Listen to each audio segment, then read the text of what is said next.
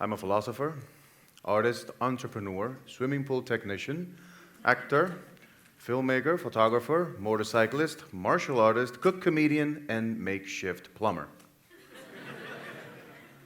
I am.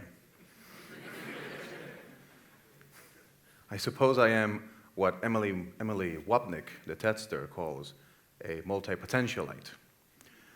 However, I personally prefer the more vintage, more organic title, the most interesting man in the world.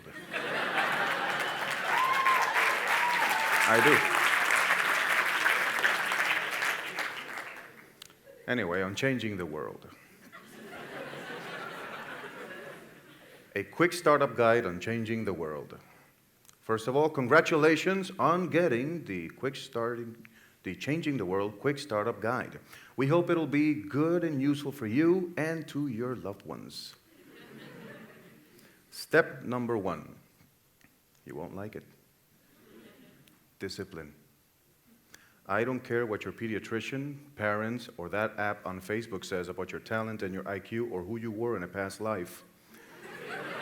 But your talent will not carry you very far in life if you don't hold it up with hard work and discipline.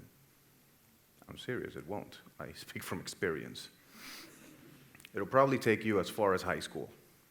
You know, you have straight A's, you don't have to study, and then prop up your talent. Talent is a lot like beauty or a very ungrateful lover. It will leave you. This is serious stuff. It will leave you if you don't nurture it with discipline. If you do, however, it will return the favor in kind. Step number 2, understand the essence of the systems that govern us, because they do. On that subject, let me clarify. See, as a philosopher, we're oftentimes brought in to clarify ideas. Let me tell you what the system is. You know, people keep talking about the system. It's part of the system. It's because of the system. It's the system's fault. I'll tell you what the system is. It's people. That's what it is. It's people. It's not as scary, is it? System is a whole bunch of people. They got together, they came into an agreement, and they do things. That's what it is. That's what it is. Understand people. Changing the world, understand people. Understand change also. Change is another word they throw at you, you know?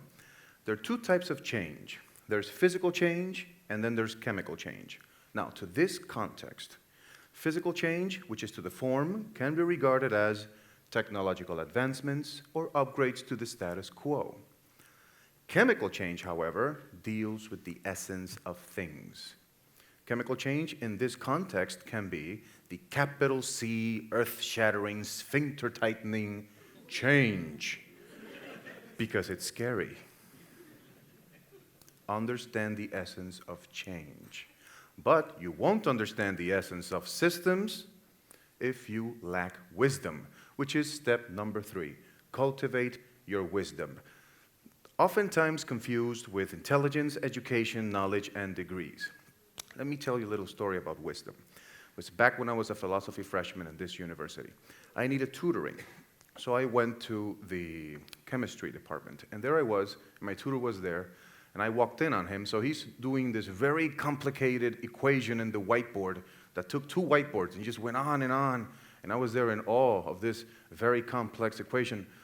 Although I will say, first I gotta tell you something. This person was rated a world-class mathematical genius that will remain nameless for the purpose of this talk.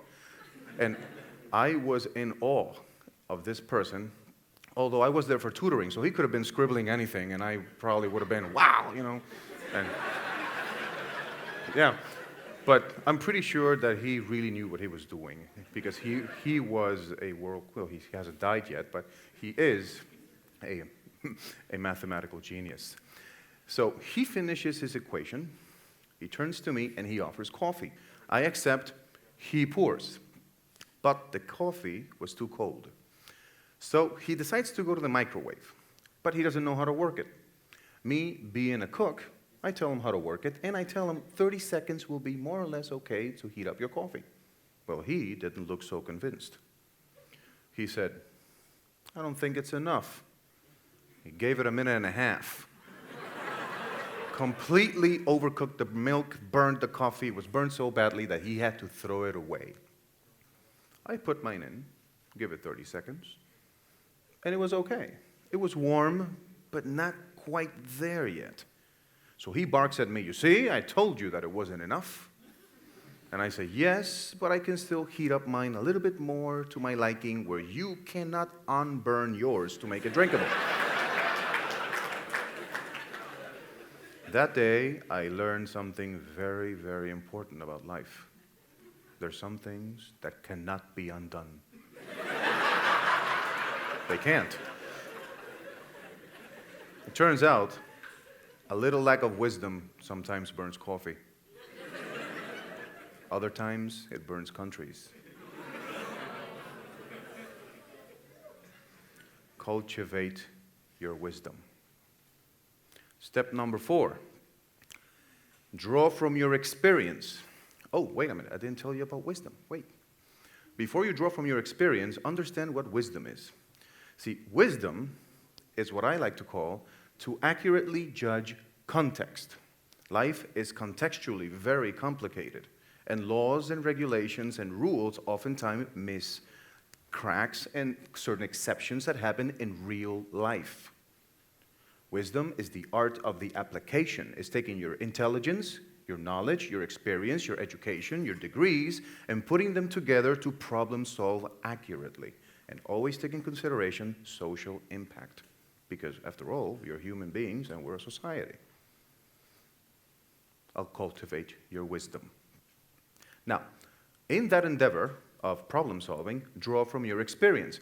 But if you don't have a lot of variety of experiences in life, then you will not have a lot to draw from. So I'll give you this tip. Go out.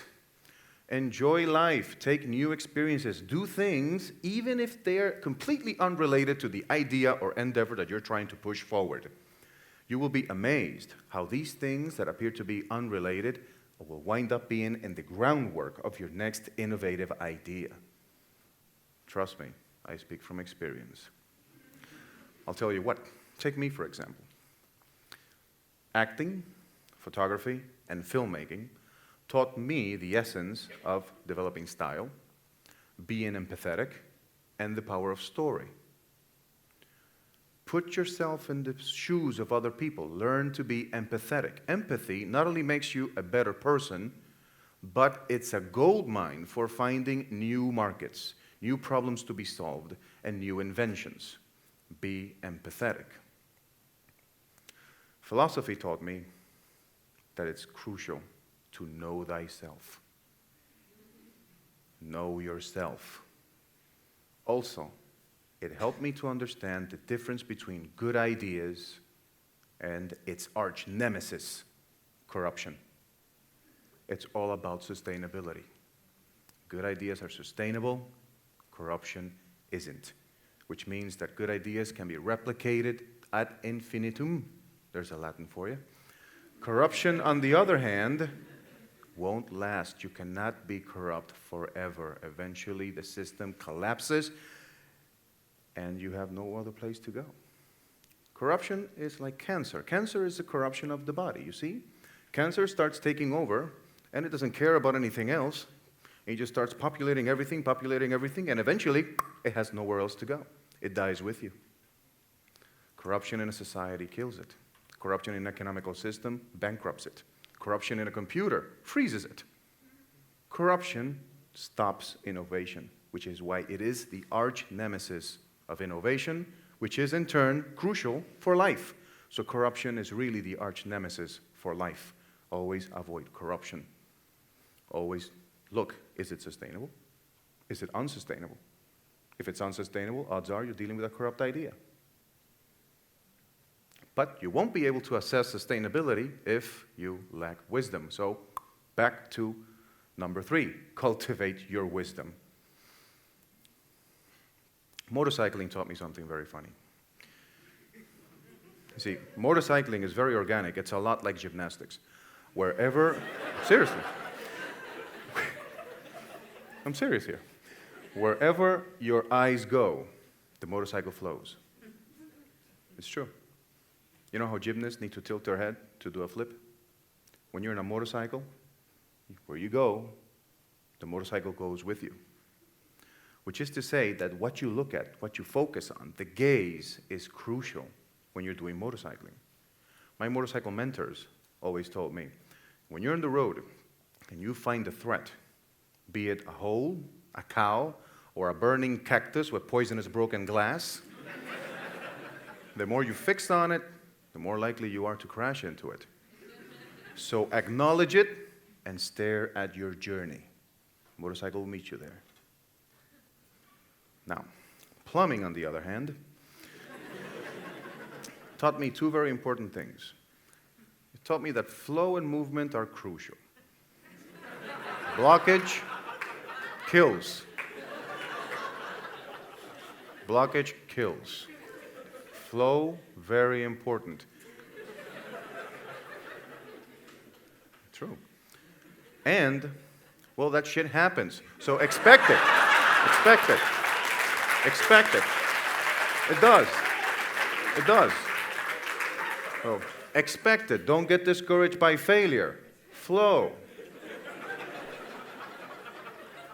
Martial arts taught me something very important. It taught me two things. Well, it taught me a lot more than that. It's one of my great loves, actually. It taught me the essence of balance and the essence of accepting yourself. Also, that a little bit of tough love will strengthen your character, but too much of it will break it. Accept yourself. Here's what I took from law school. Law school taught me something very interesting. It taught me that we as a people can organize ourselves any way we want. Any way we want. And I mean any way we want. As long as it is sustainable, we have consensus, and it requires citizen participation. This is the part where you have to make a balance between following your passion and embracing your responsibility, because you're here, you're alive, you're an adult, you count.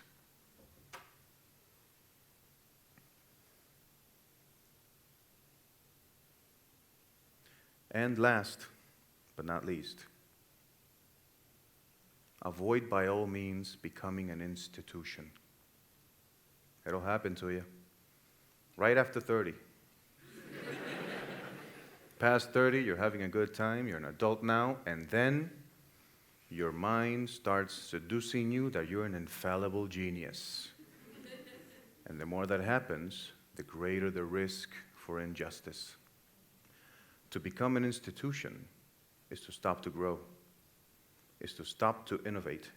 Essentially, is to die. Worse is to fight to the death, to remain dead. Avoid institutions. Don't follow institutions. Follow their good ideas. Institution has a good idea, follow it. Doesn't have a good idea, don't follow it. Which is why you need to take yourself lightly. As you age and you come into this thing that we call adulthood, we start getting very tight and we start taking ourselves way too seriously. You cannot do that, and that's when you start becoming an institution. You start crystallizing. This is who I am. I'm a lawyer. I'm serious. I can't say certain things because that might cost me. I'm an engineer. I can't be creative. I have to be analytical. I'm a philosopher. I have to be boring, for crying out loud. Which is an addendum to this: don't be boring. Be interesting. You need consensus. You need people to come to you, meet you halfway, collaborate with you. People like to collaborate with people that are interesting. I'll tell you this. Taking yourself lightly is very important, because that is the way that you can notice when certain ideas, especially those very close to you, have outlived their application. They have ran their course, they are no longer necessary, or they were corrupt and you didn't notice when you first adopted them. Taking yourself lightly allows you to give yourself some mental maintenance and, just as plumbing, flush them out and adopt new ones. Also, once you have known yourself and accepted yourself, have the necessary courage to be yourself. Be yourself. Unless you're a sociopath. Then don't do it. No, forget it. Just go for a walk. You'll be fine. Because people motivate a lot, and sometimes I think that we got to watch who we're motivating. Some people could use less motivation. Yeah, you want to be a jerk? Stay home. No problem. No problem. We won't miss you. No problem. But failing that, develop the necessary courage to be yourself. Because let me tell you, being yourself, when you get into this enterprise of changing the world for the better, can be the most terrifying, daunting thing. And it'll come with punishment, and you need to flow with the punches of being yourself. Also, be kind to yourself in this enterprise of taking yourself lightly. Be kind to yourself. Be kind to others. Notice that I am not urging you to follow the golden rule, which is treat others the way that you want to be treated. I'm a little suspicious about that rule, and I'll tell you why. Because whoever coined the phrase, do unto others as you would have others do unto you, didn't take into consideration the sadomasochist. So, that, just to be safe, be kind to yourself, be kind to others. And in closing, I'd like to celebrate one of my favorite artists, the pianist Victor Borge.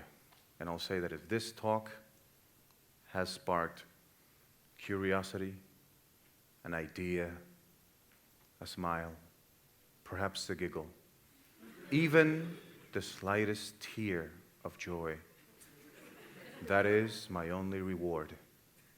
The rest goes to the government. Ciao, bellos.